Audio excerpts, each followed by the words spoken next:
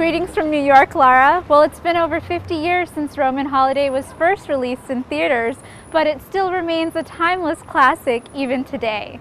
Audiences love the fairy tale of the young princess, played by Audrey Hepburn, who runs away from her official duties and spends a glorious and unforgettable day in the streets of Rome with a dashing newspaper man. I'd like to do just whatever I like, the whole day long. Things like having your hair cut, eating gelato? Yes, and I'd like to sit at a sidewalk cafe and look in shop windows, walk in the rain, have fun, and maybe some excitement.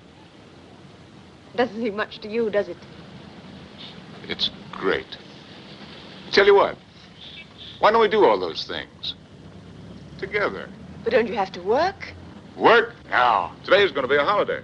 But there's always a twist. Our leading man, played by Gregory Peck, has ulterior motives. He wants to use the princess for the story of a lifetime. But what are you trying to do to... Listen, what would you do for $5 grand?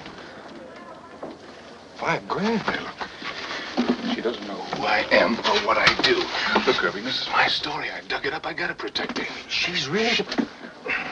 Your tintypes are going to make this little epic twice as valuable. The princess goes slow. At the time the cameras started rolling on Roman Holiday, location shooting, especially in foreign countries, was a rarity for Hollywood productions. But by following the adventures of the princess and her supposed knight in shining armor, American audiences got a glimpse into a new world. It was 1953, the Cold War. The post-war period had frozen so many American values. We didn't know that much about Europe. Europe was sort of a place that was a casualty of war, and now we had a chance to see it. The scenery's wonderful. Little gimmicks, little improvisational gimmicks thrown in there, such as when Gregory Peck pretends to have his hand bitten off by the mouth of truth. And that was improvisation. So when you see Audrey Hepburn scream, she's being absolutely genuine. That was an unrehearsed scream.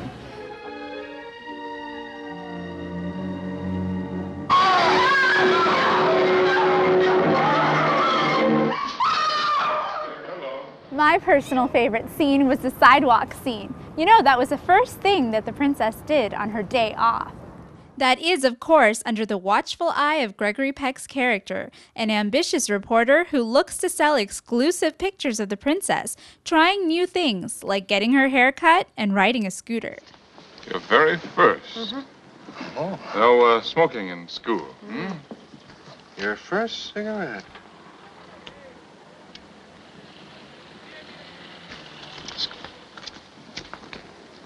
Gizmo works.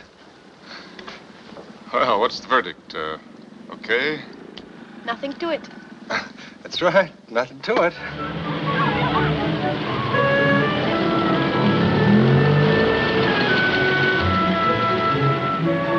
Aranciate, Gattusi, Vinotto, gelato? Gelato? Gelato. Thank you. Signorina? It looks so good, I just had to try some. Perhaps some of the timeless appeal of Roman Holiday is that there's a fairy tale within the fairy tale. A relative unknown at the time, Audrey Hepburn garnered an Oscar for her role and went on to be one of Hollywood's brightest legends. You had her in a role that she could rise and shine, and she did to a great degree. She was European, she was fresh, she was a little bit different. She had those European values, a femininity that was je ne sais quoi, I don't know what, but it appealed to the American viewer to a great degree.